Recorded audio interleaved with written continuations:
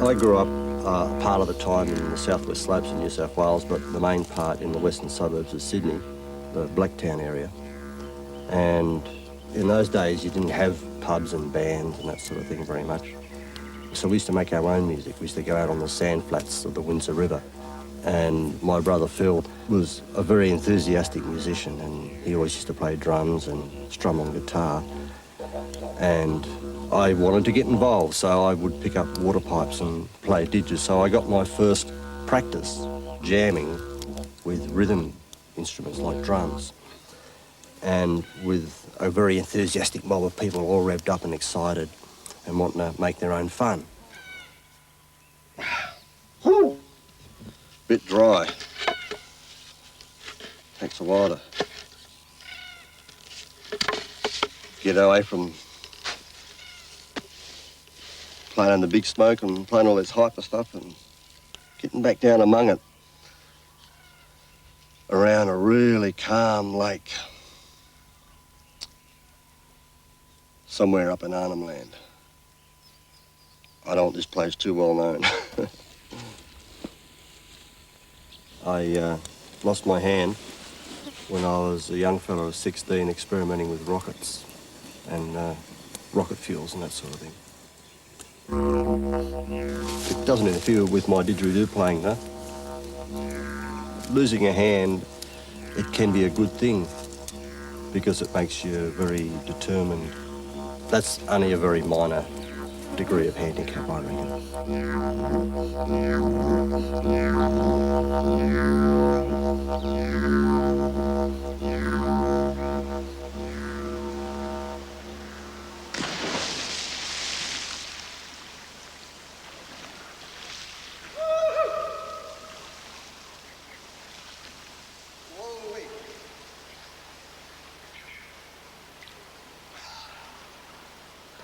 When I was only 4 years old, I was taken to see the film Jeddah. And just from seeing that film, I was totally possessed by the sound of the didge and very, very fascinated with the Aboriginal people.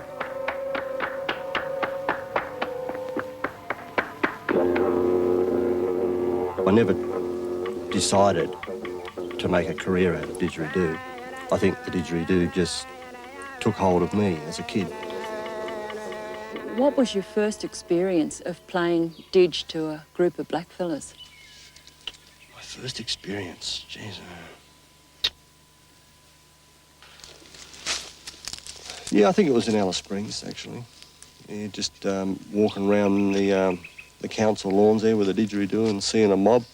Hey, you fella, come over here and play some didgeridoo. And playing and, oh yeah, that's deadly. Something like that, you know.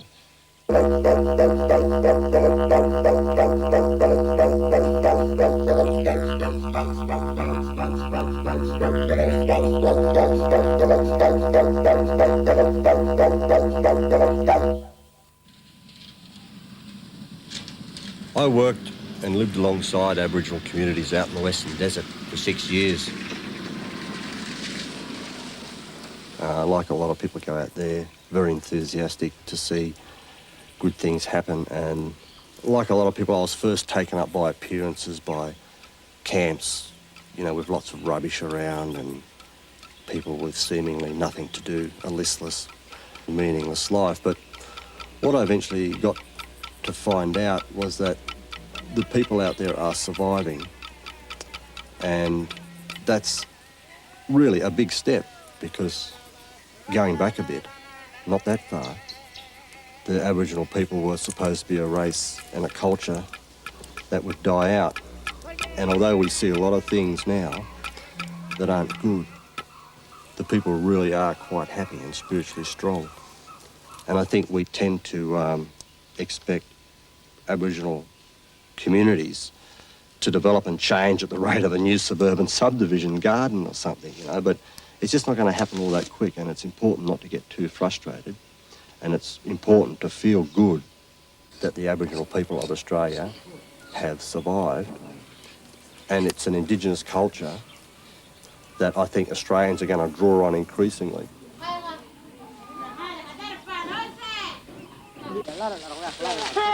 There's some things that no matter how long you stay in the bush, that you'll never get if you haven't been brought up according to certain Aboriginal traditions. I can look around the gum trees and I won't see something the size of a bee going into a small little knoll on a tree, but they do it just as a matter of course.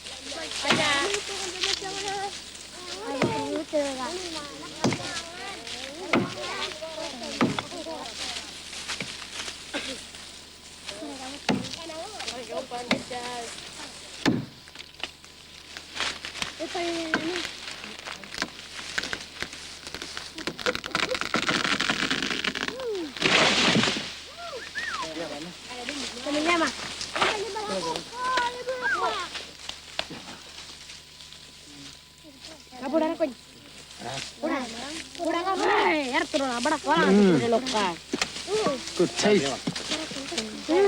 Kita nak bukan nama kurangan. Kurangan dan mapo. Ma. Ayah. Kok. Ya kata kamu. Mereka tuan dia berkata.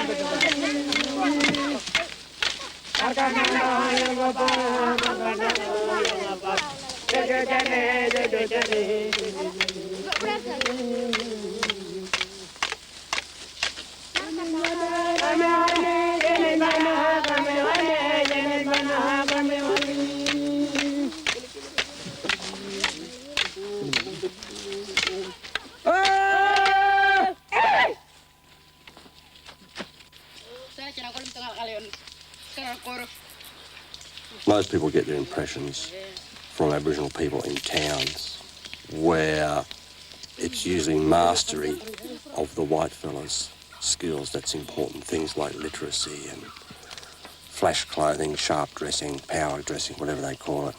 You go bush it, you turn the tides around.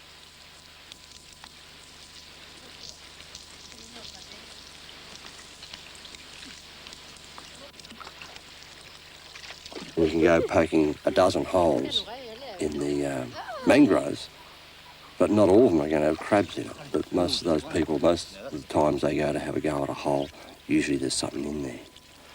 And that just comes, I suppose, from years and years of kids where instead of having their eyes fixed on a fixed range book or a blackboard or something, their eyes are continually looking out, refocusing, adjusting to different distances and learning these things about the bush.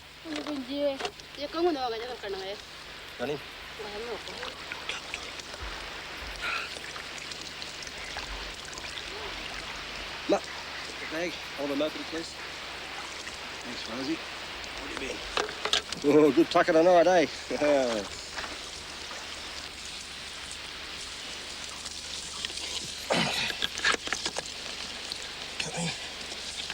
He's got me this one.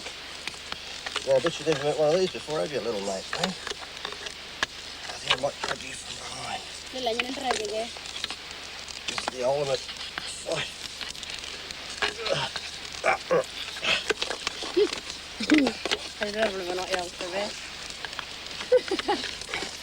Ah, you poor bugger.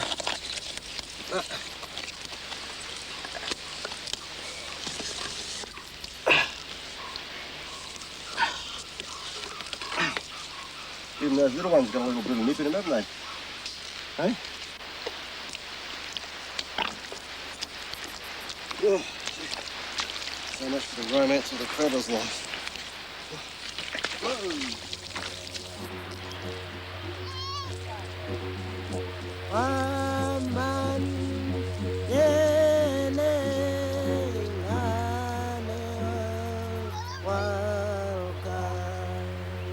Often when I haven't been out bush for a while, I'll see these poor little creatures like goannas and mud crabs.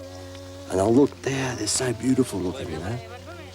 But usually once I've been in the company of some of the locals for an hour, you know, that sentimentality about nature rubs off very quickly. It's silly to sentimentalise about nature. People that are really at one with it don't.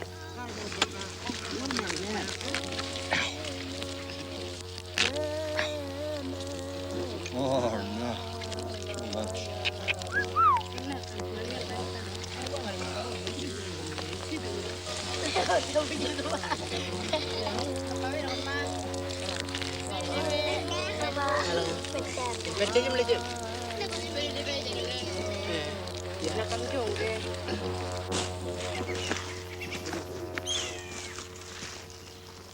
It takes a long time, like a lot of things in the bush, to learn where and how to get things done, you know. You just can't walk up to any country where it looks like there's lots of termites and small gum trees and find didgeridoos. Oh, we just try this tree. Yeah. Nah, nothing. The best wood is the yellow box tree that grows around certain parts of Arnhem Land. That is a great wood because it's light, it's got a good bell shape, and the wood tends not to crack. If you get a slight crack in it, it flattens the note. The big one? Yes. Hollow noise. Yeah, you want to try? Yeah. Stringy bark isn't bad. Occasionally you'll find a didgeridoo even in the wattle. What's that?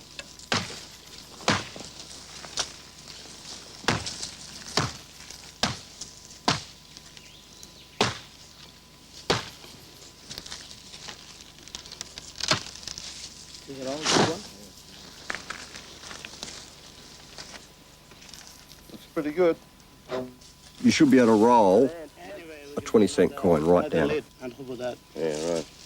You have to have a big mouth for that one, eh? Yeah. You skin the bark off, and it's important to cut back the white sapwood because that contracts at a greater rate than the inner solid wood. And because the sapwood contracts faster, it cracks. I don't have to worry about fingers anymore, mate. It really helps, although it's not totally necessary, to find some what's called sugar bag, but is really the wax of native bees. And you put that around the mouth end because to play a lumpy old bit of hard stringy bark is a bit sore, you know. It doesn't make you want to play the instrument for very long. Out there, right? And when you're not playing your dig, well, you'd do the opposite you would if it was a good guitar. You'd throw it in the water, I'd reckon, because they don't mind a bit of moisture. It holds the wood grain nice and tight. Yeah. Still more ants inside, I think. Yeah. All coming out. Yeah, And if you haven't got a swamp in the backyard or a nice moist place where you can stash your dig, leave it wrapped up in a blanket somewhere and put it in a dark cupboard because they don't like to be out in the open. The air rushes through them and dries them out, and invariably they'll crack. So put your ditch to bed when you're not using it, eh? When I was a boy, and I played this route, I played through bush, myself. My father wasn't there. Right. I play, and I come back, I'll ask my father, hey, Dad, I can play now. You sure, he said, yeah, I play. You try to listen to you play. Yeah. Then I play, oh, you good, keep practice, he said. Yeah? One day I went to Billabong, listen to bird, and I watched the bird coming down, I listen to dingo call, the bird call, every bird, and I start copy and play, So you teach yourself a lot of I this stuff? teach myself. And what about some white women? Would you get upset if you saw a woman playing didgeridoo? Oh, it's my color, Aboriginal woman. Yeah. We don't allow to play didgeridoo, otherwise you might have more and more kids. Is that all right? Yeah? What, you're saying have too many babies? Yeah, too many babies. Right. I say a lot of babies.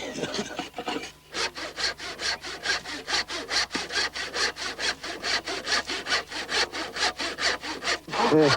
You make good money making didgeridoos? Oh, yeah. Yeah? Good.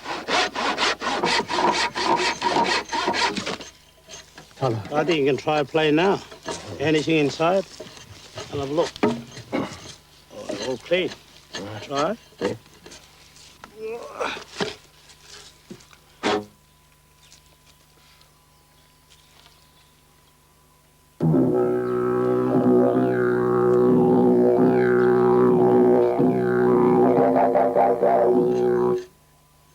Not bad, but I don't know, you think you'll make it sound better? Yeah, I'll try. Yeah? Try.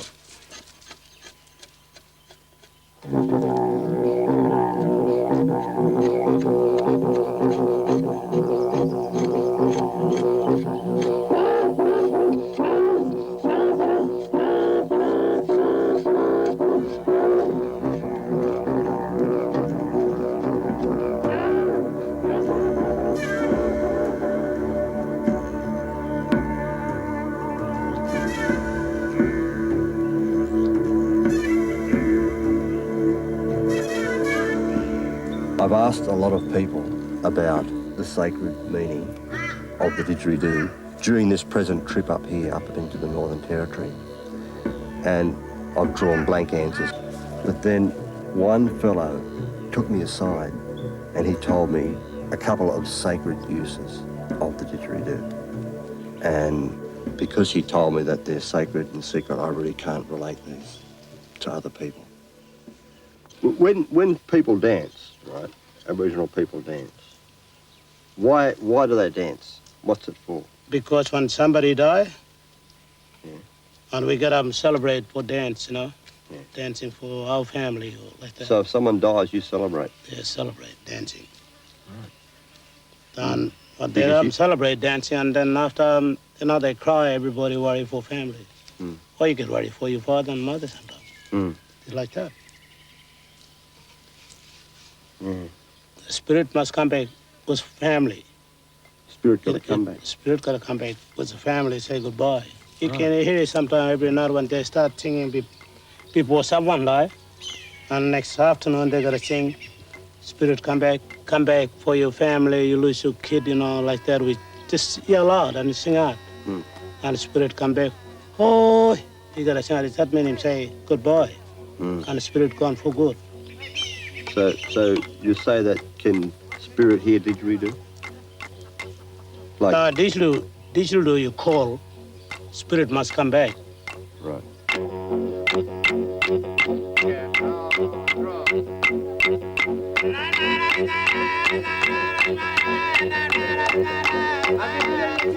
We got a dancing there for the ceremony. That's where people die. We're gonna put a dance, singing, and you know, one day long, you know, sometimes one night, or next time, sometimes 2 days, And sometime 2 weeks or what? or sometimes So you call a specialist corroboree man, you know? something like that, probably, man. Go back! Go back! Get up! Get up! Go back! A lot of people often Down ask here and go you back! Go back! Get up! to go and perform Down! That's right. at special, what you call this ceremony? We call gunbor. Gunbor. That's why we sing robbery for the when somebody die, because they can't do their own. They want people from other countries. Oh, what? They don't do it anymore? No, they don't do it.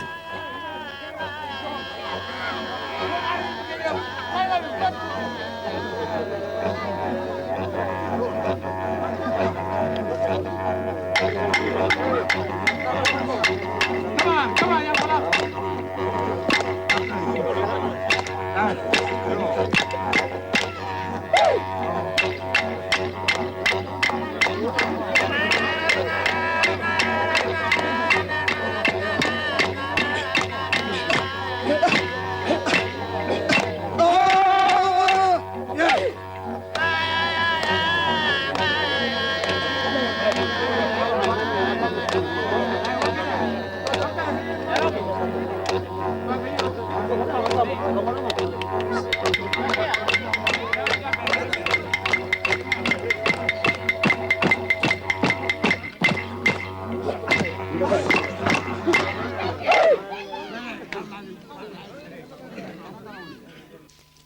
Everything you need here in the bush, eh? Oh, yeah. You get your paints from the We creek. just find him anywhere we want it.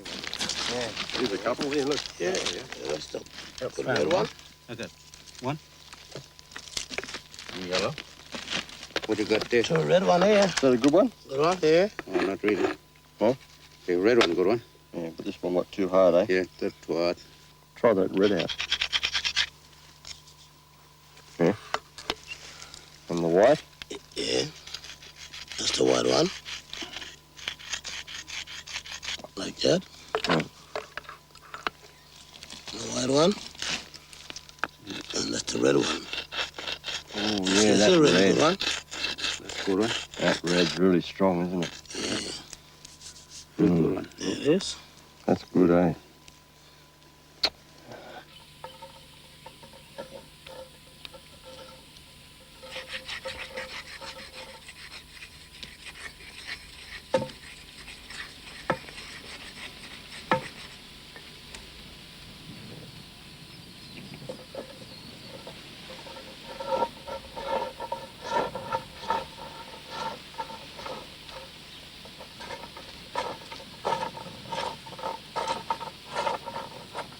You've been overseas playing didgeridoo, haven't you? Yes.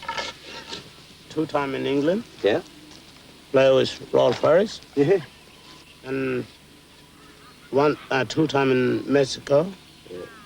And I brought back the biggest hat, big Mexican hat. Because you're a very famous man, for Oh, yeah. didgeridoo. David Blanassi is a big man. That's right. What sort of things do you think are big humbug that bother you? Why black people, you asking question too many? And sometimes we tell you, some people can tell you good, like me, I'm telling you straight or anything like that. Yeah. But some of people, they can't tell you some straight. They just say, they don't understand much. Yeah. And you know what that means, humbug? Humbug? Yeah. What? Or too much talk, too much asking any question or anything like that. Too much push all the time. Yeah. And who do you think's the big humbug mob now? I think one of you mob already. You like that? Righto, mate. Yeah.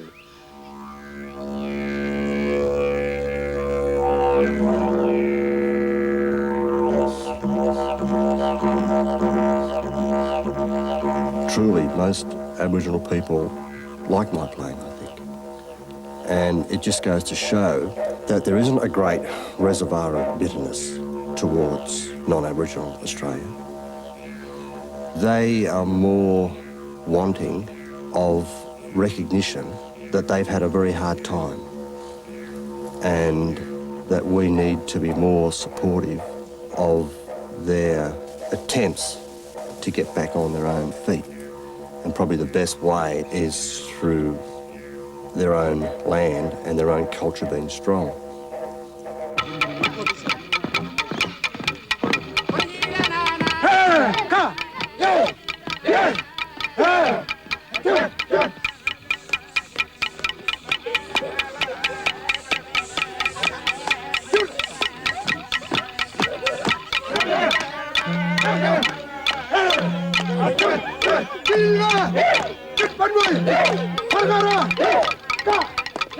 To me, I can't get really enthused by a story about a rainbow serpent making a great river.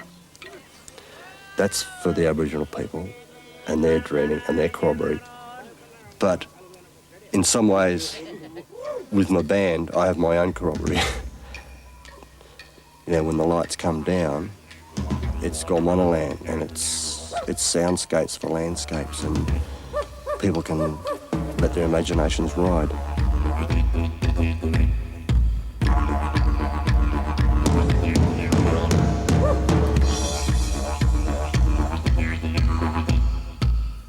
I'm an innovator with the didge. I'm not really a master of it. I experiment, I do a lot of different rhythms and I play it and present it to audiences in interesting sorts of ways. But what makes my music strong, I think, is the band that I have that plays with me. I like to play in concert with other people, so I'm really lucky that I've got a solid band with Peter on keyboards and Eddie on percussion that gives my didgeridoo playing precision, strength and soul.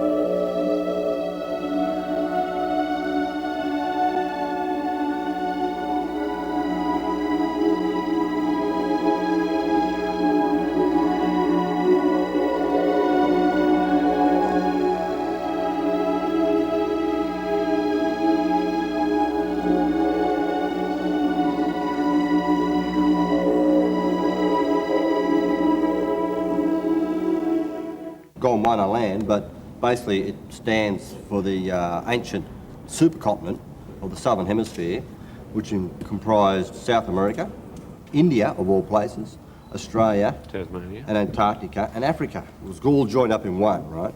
I suppose in a way you could say that what we're trying to express is something like the spirit of the land. Australia, this vast, ancient, empty continent. compilation record which summed up the band's live as it was. I mean, that live record is like going to any show. It's current, and it's really probably the best record we've done.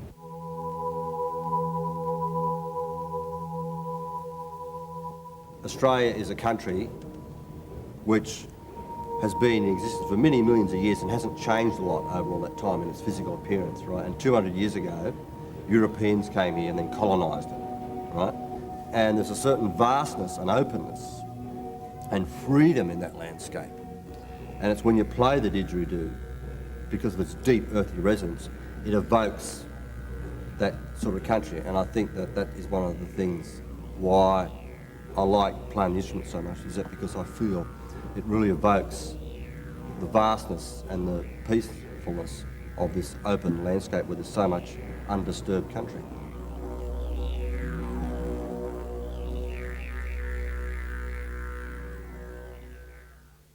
But Gondwanaland, I mean, you've actually spent a lot of time out back, haven't you? I mean, you were originally a teacher. I've done a lot of tutoring, but I was a teacher at the university, whereas out back I did a lot of odd jobs, bores and airstrips, and used to run shops. Yeah. Used to run the local dole office, which was a hell of a job, I'll tell you. Yeah, but that was a bit busy sometimes. Yeah, a lot of people out there have half a dozen different names. But did you get a chance to play didgeridoo with some of the... Legitimately too, yeah. Did you get a chance to play didgeridoo with any of the tribal people out there? Or what? Well, a little bit. I've met some Yirrkala people only recently, but the people of the desert don't traditionally play the didgeridoo. Oh, what do they do? They just go bowling. Live, here they are. Gondwanaland! Yeah! If you'll come to the show, let the dog out. All right. On percussion, we got a truck on a very corrugated road. All right. You got to imagine that this bloke, he's been at bush for a month and he hasn't seen his missus in all that time, and he's driving into town. Very bad shock absorbers. Very shocking. All right. Totally buggered shock absorbers, but this truck's going to make it to town. Okay. There's a dog on the back of the truck, Professor. More dogs. Love those dogs. All right. And what do we do when we get to town? Let the dog out.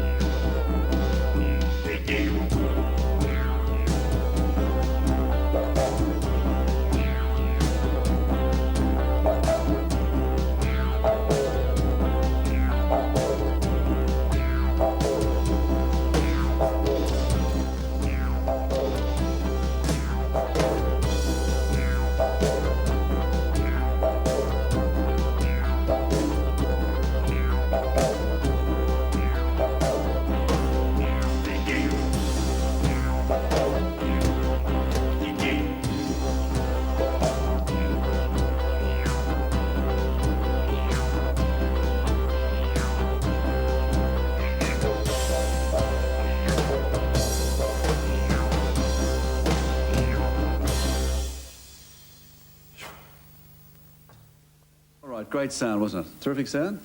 I noticed the ladies down the front couldn't stop themselves from stomping their feet and rocking along with the rhythm. Let's talk with the whole total 100% woodwind section of Gondwanaland. Charlie McMahon plays what must be the only musical instrument naturally created by termites. You get a beat in the music, right, and you breathe with it. And the key to it is that you have to breathe down low. You force the air out by pushing your stomach in. Right. And because you do that, you automatically breathe in. It's just like if you sneeze, the automatic reaction is to go right afterwards. Right. And that's how the didge works. And the important thing is, and I discovered this in America accidentally once, is never have a meal before you're going to play. What happens, Charlie? Well, you get such a powerful control with the stomach muscles that you push in like to breathe, and if your tucker's not sitting down, it comes up. But the strangest thing about that performance is that when it happened on stage, the people thought it was part of the show. We're going down.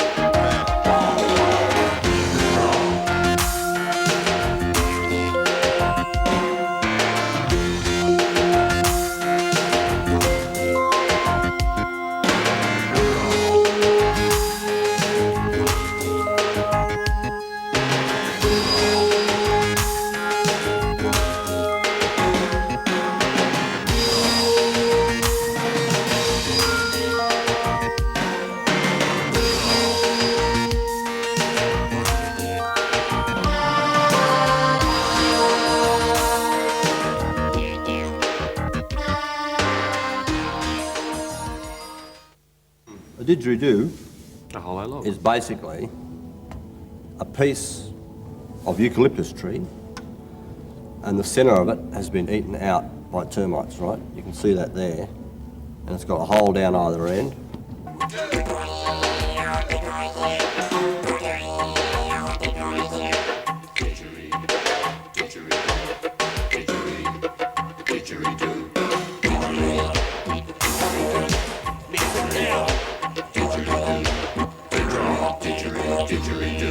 It's an instrument that is incredibly simple in the sense that there's no reeds, there's no holes, except 1, 2. So all the sound you make comes from here.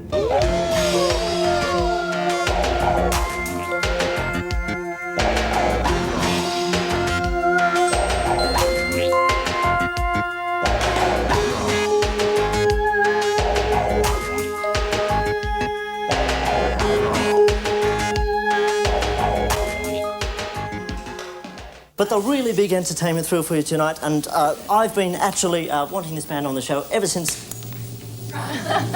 Sorry. Sorry about that. Ever since the first series. They are, in fact, Gondwanaland, and I'll be jamming with them a bit later on, Charlie, if I could just have to do, mate. About 10 years or so, I'll be jamming with them. Gondwanaland, and they're here now to do Emu.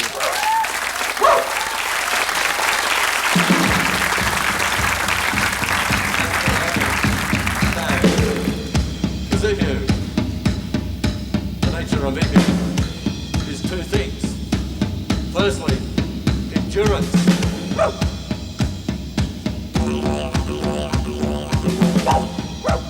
The other aspect of the emu,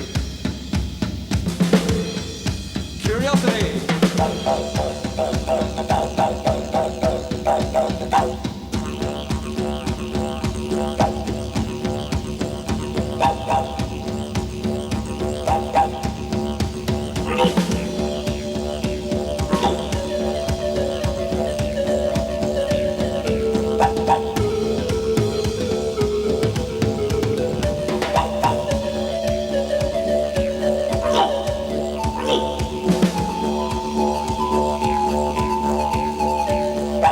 There's a big tendency out there to think that the only thing that really gets out in the world is rock and roll, because one of the hard things you're going to find about this music is that there's no bass guitar in it, but you can still dance with it. In fact, you can do all sorts of things with it. And if ever you do play this music, just check out how the animals react. I was over at a show one time in San Francisco, and they've got these zebra finches out in the backyard, you know. They're from the Australian desert. And they said the birds had never sung a song. and they played Terra Incognita, which is one of our earlier recordings, which is also available from WEA Records, and they played it and the birds chirped for the first time. So there you go.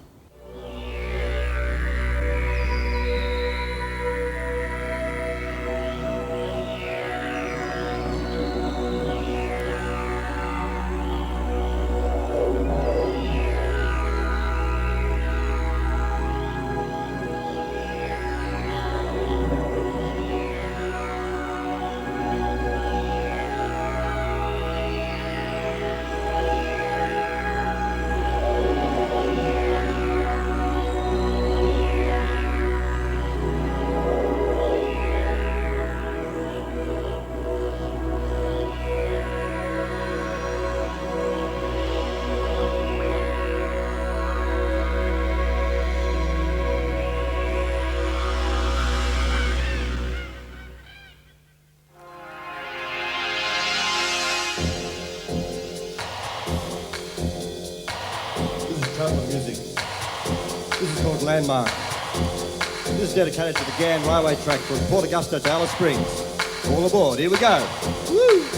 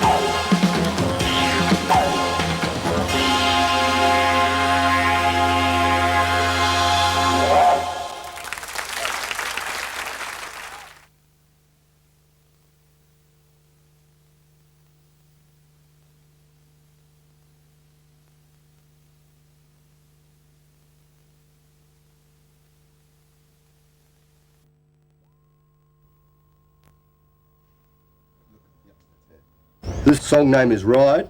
and it's about how we love to travel.